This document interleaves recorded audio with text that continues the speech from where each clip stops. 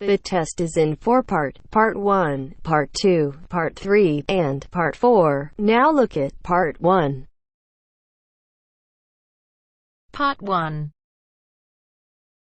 You will hear a conversation about a language course. First, you have some time to look at questions 1 to 5.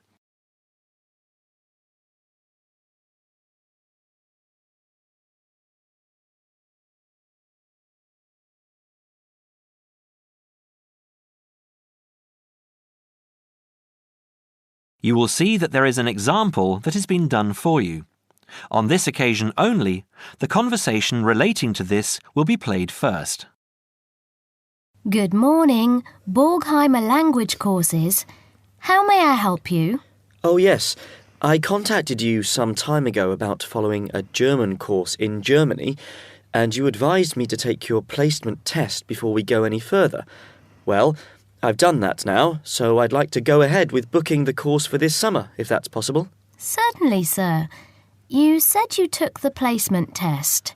What was the result? I was placed at the O3 level. O3. Right. That's lower intermediate. Fine, Mr. The answer is Level 3 or Lower Intermediate, so the course level has been filled in for you. Now we shall begin. You should answer the questions as you listen, because you will not hear the recording a second time.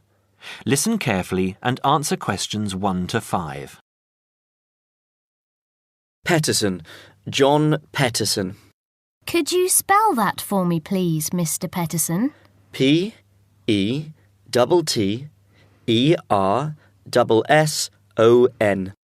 That's a double T and a double S. Am I right? That's right. Now, could I ask you where the course takes place? Well, we offer courses in Hamburg and Berlin. For your level, there's never a problem. There are always plenty of people for the intermediate classes. Oh dear.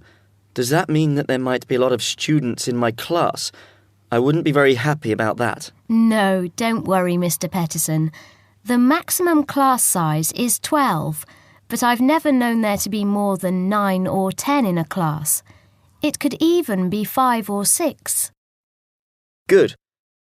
Actually, I'd prefer to study in Berlin. And how long is the course? 3 weeks, 5 hours a day. 2 hours only on Saturday. Sundays free. I see. And what about accommodation? There you have a choice, Mr. Petterson.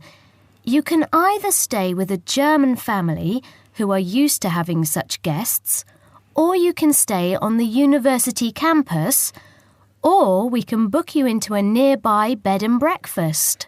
Is there a big difference in price? Not really. Staying with the family works out the cheapest, and the bed and breakfast is a bit more money. Staying on the university campus comes somewhere between the two price-wise, but Berlin is not too expensive anyway. Which do you recommend? Well, if you want to practice your German and be part of a German family, I would recommend staying with a family. Our families are all hand-picked, and we've never had any sort of complaint. Yes, I'll probably do that then. What are the dates of the course? The first summer course starts on the 1st of June in Hamburg and a week later in Berlin, which is what would concern you as you have chosen the Berlin course. That's the 8th of June. The next course would begin on the 2nd of July and then... The 2nd of July course would be perfect for me. Can you put me down for it now? Certainly, Mr. Petterson. Can I have your address, please? 26 Mayfield Drive, Orpington, Kent. I'm afraid I can't remember the postal code. Don't worry, Mr. Petterson. I'll check on it. Before you hear the rest of the conversation, you have some time to look at questions 6 to 10.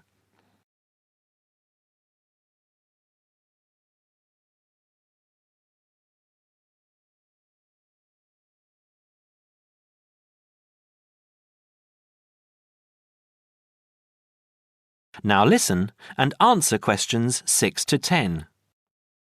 There are a couple of other things I'd like to ask. Certainly. What do I need to bring on the course? Well, apart from the obvious, you'll need our textbooks.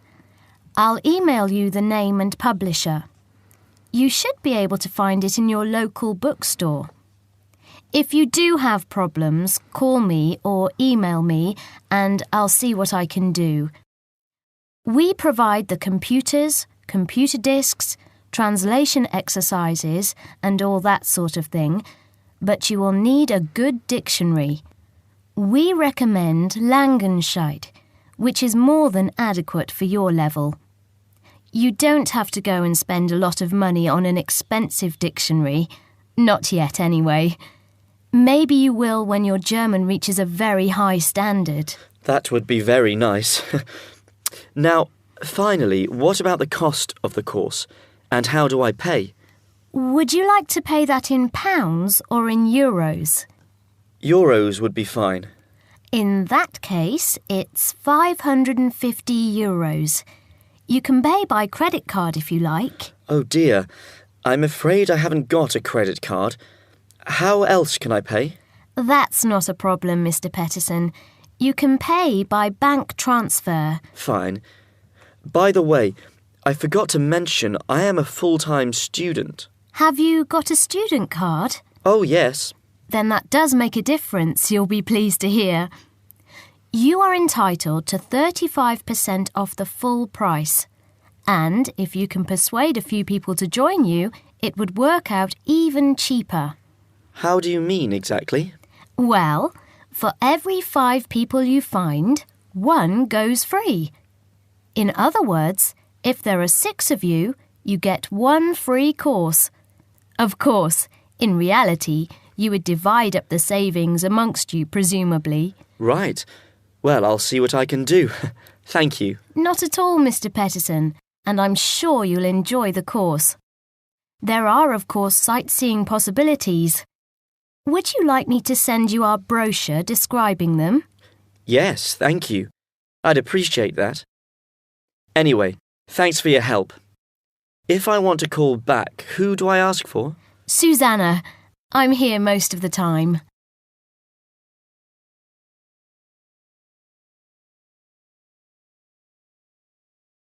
That is the end of part 1. You now have half a minute to check your answers.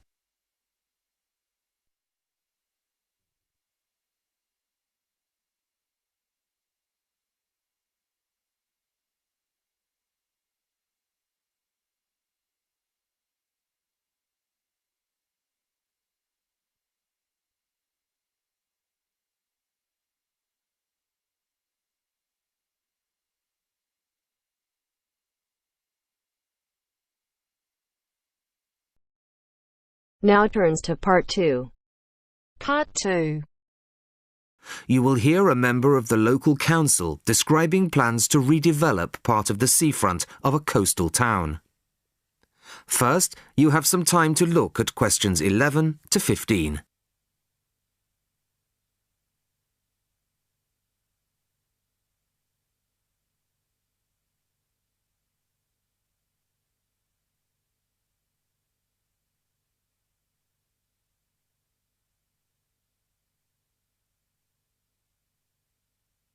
Listen carefully to the first part of the talk and answer questions 11 to 15. Good evening, everybody. I wasn't expecting to see so many people. Clearly, this is an issue of great local interest. Thank you all for coming. Well, as you all know, I've come to talk about the Council's plans for redeveloping the western part of the seafront. Firstly, of course, the Queen's Parade shopping centre is to be demolished. It was built on the cheap and in a hurry in 1953 and recently came third in a national newspaper's ugliest buildings in the country list, so I don't think anybody's going to miss it. The question was, what do we replace it with? Well, after consultations with the local community, we decided, as I'm sure most of you are aware, to replace it with a complex of small shops and workshops, plus a 3-screen cinema. We particularly didn't want another bland glass and steel shopping centre full of the same old chain stores as every other town centre. No, this is our chance to do something just a little bit different. I'll start at the top. On the 3rd floor will be a cafe and a restaurant.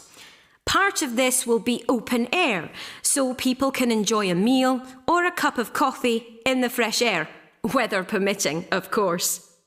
Below this will be the cinema, and below that, on the 1st floor, will be some much needed council offices. We're getting very cramped in the town hall, I can assure you. On the ground floor will be 20 small shop units, ranging in size from 20 to 50 square metres.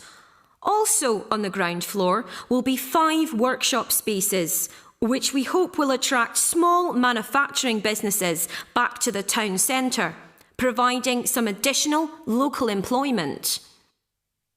Underneath the centre will be an underground car park. Not a great big car park like in the present centre.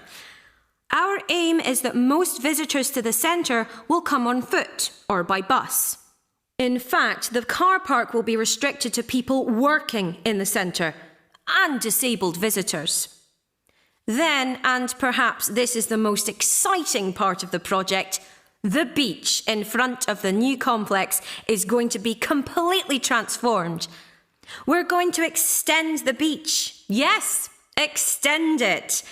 10,000 tonnes of sand is going to be brought in to make it into a proper beach, instead of the dirty little strip of sand it is now. As well as being for the enjoyment of local people, we're hoping that a decent beach will attract more visitors to the town, and that has to be good for local businesses. Before you hear the rest of the talk, you have some time to look at questions 16 to 20.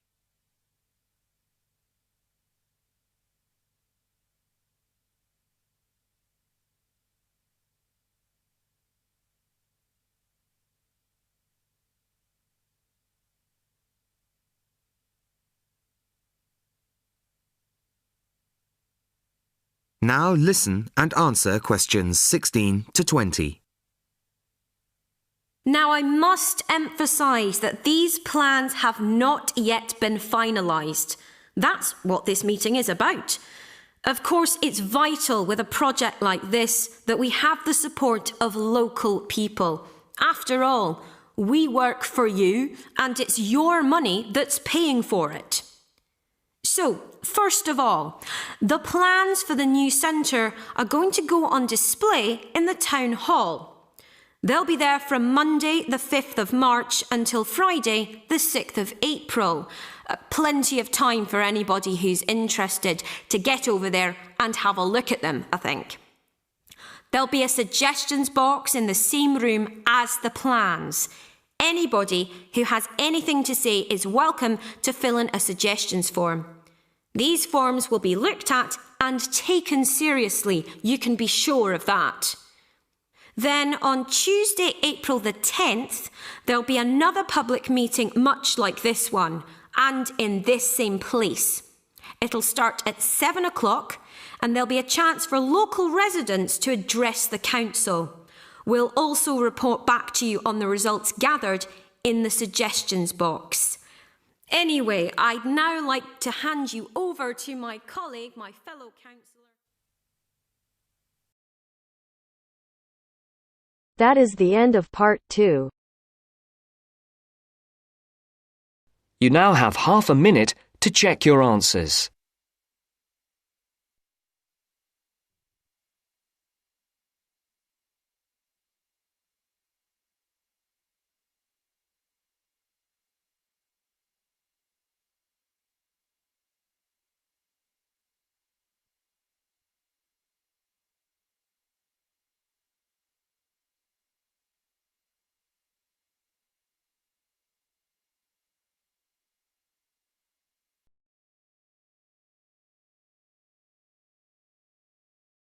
Now turns to Part 3.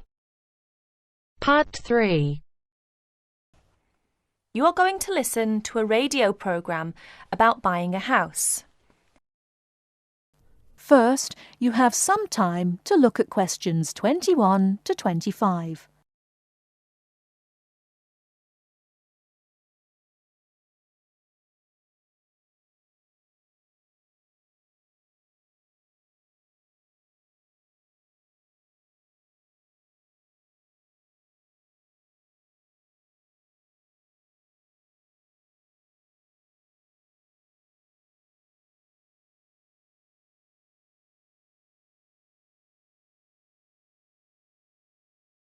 Now, listen carefully and answer questions 21 to 25.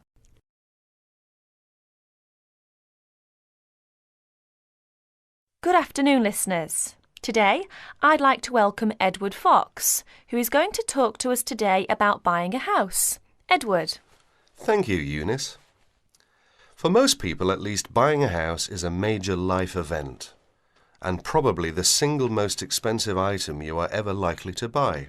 It is also a place that you can make your home. Therefore, thinking carefully before you make a purchase is of the utmost importance.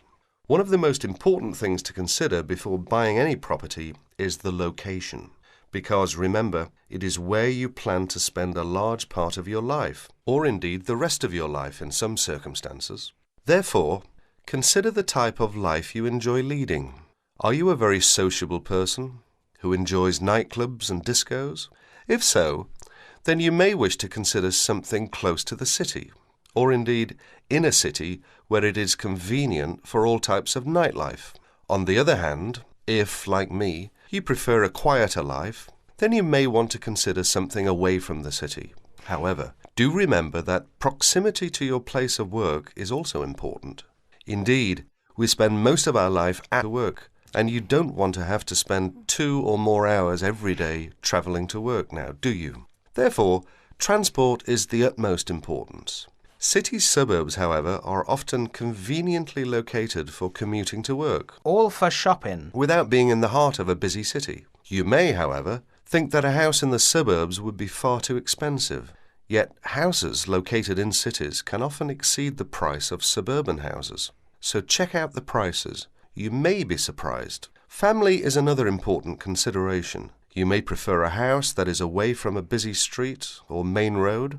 And of course, remember that children have to attend school. Is there a good school in the area, or would your children have to travel a long distance to get to school? Therefore, if you have children, or you plan to have children, location is a very important factor. And of course, remember that a family influences the size of the property.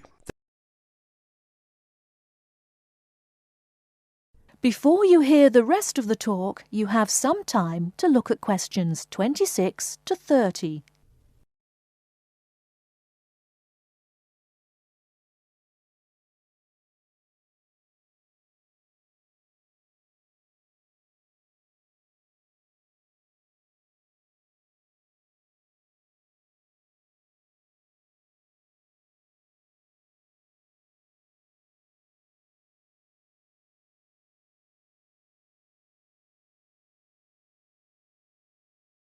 Now listen and answer questions 26 to 30. And of course, remember that a family influences the size of the property. There are, of course, various types of houses. There are detached houses which stand alone and are not joined by to another building. Then there are semi-detached houses, which, incidentally, are the most common, and for good reason. Because they are less expensive than detached houses, this is because they are, in fact, 2 houses joined together, and therefore take up less space. And finally, there are townhouses, which are many houses joined together to form a long row. But don't think that townhouses are less expensive than semi-detached houses. They rarely are. This is because they are usually built in cities where the prices of property is very expensive indeed. The age of property is another consideration.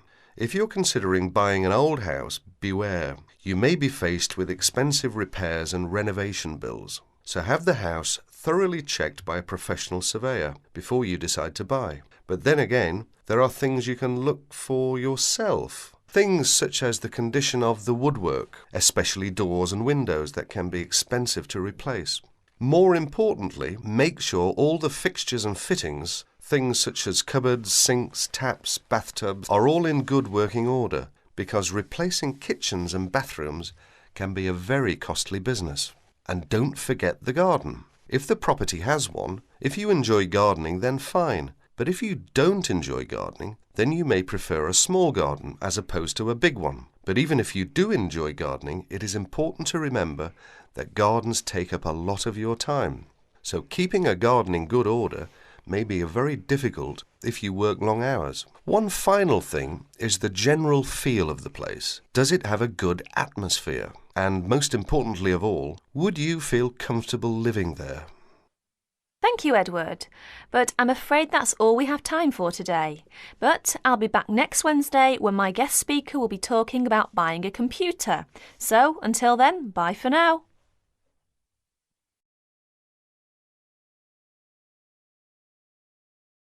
That is the end of part 3. You now have half a minute to check your answers.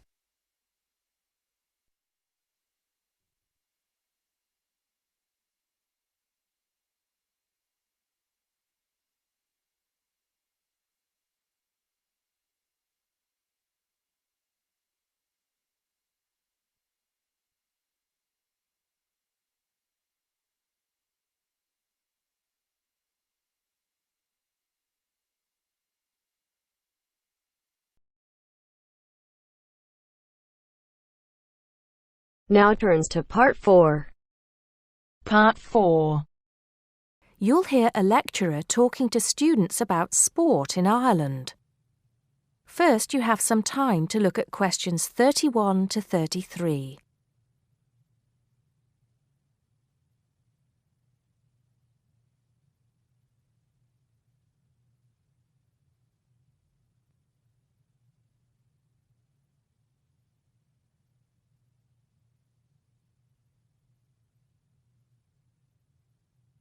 Now listen carefully and answer questions 31 to 33. Now, today we're going to be finding out about the most popular sports in the Emerald Isle. That's Ireland, of course. Can you guess what they are? Well, there are these two lesser-played games, a form of rounders and Gaelic handball. But we'll start with one which is perhaps over 3,000 years old, arriving in Ireland with the Celts, some claim. That may be a slight exaggeration, but I consider it to be the fastest field game in the world, and it goes by the name of hurling. Well, that's what it's known as in the English-speaking world anyway. So, what do you have to do? You've got 15 players on a team, one of them the goalkeeper. Each one has a stick called a hurley. Here you are. I've brought mine along. Had it since I was at school. This is what it looks like, and basically you have to get this ball, called a sliotar, that's S-L-I-O-T-A-R, so it's not spelt the way it's pronounced. You hit it into the net for 3 points, or you can hit it over the net for 1 point. The goal looks like the letter H, with the net under the crossbar. The goalie has a bigger stick than the others to help keep the ball out. You can also catch the sliotar and run with it for 4 steps maximum, or bounce it on your stick. Is that clear to you all? I'll be showing you a video a bit later, so you can see what a game actually looks like. You might like to think of it as a mixture of lacrosse, hockey, and baseball.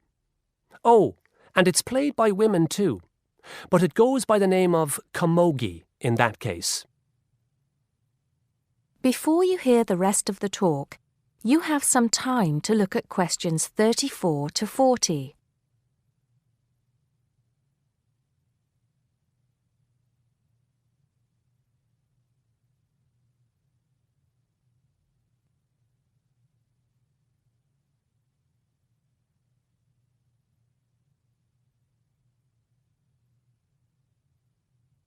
Now listen and answer questions 34 to 40.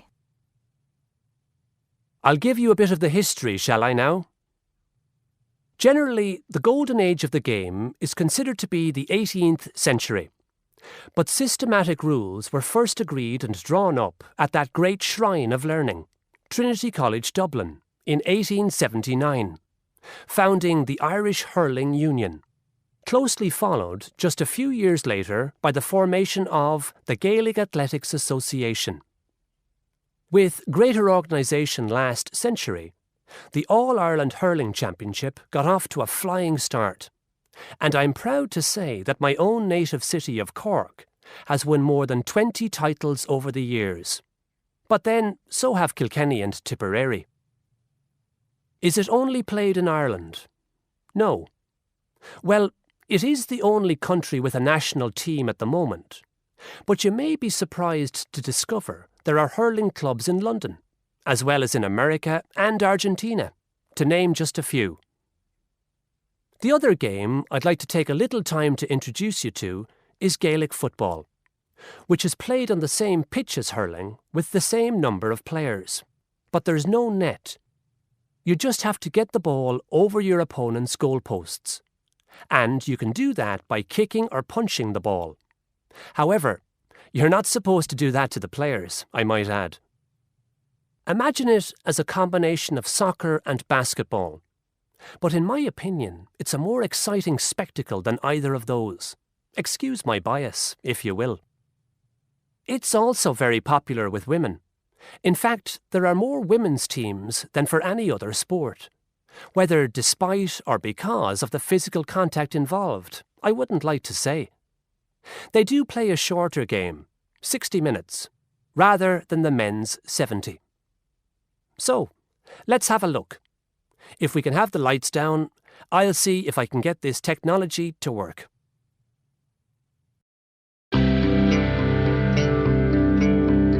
That is the end of part 4. You now have half a minute to check your answers.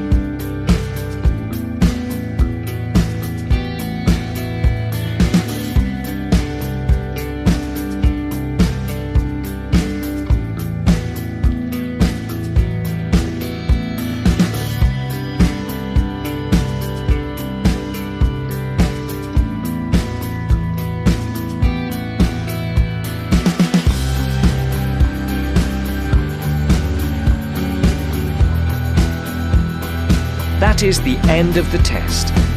You now have 10 minutes to transfer your answers to your IELTS listening answer sheet.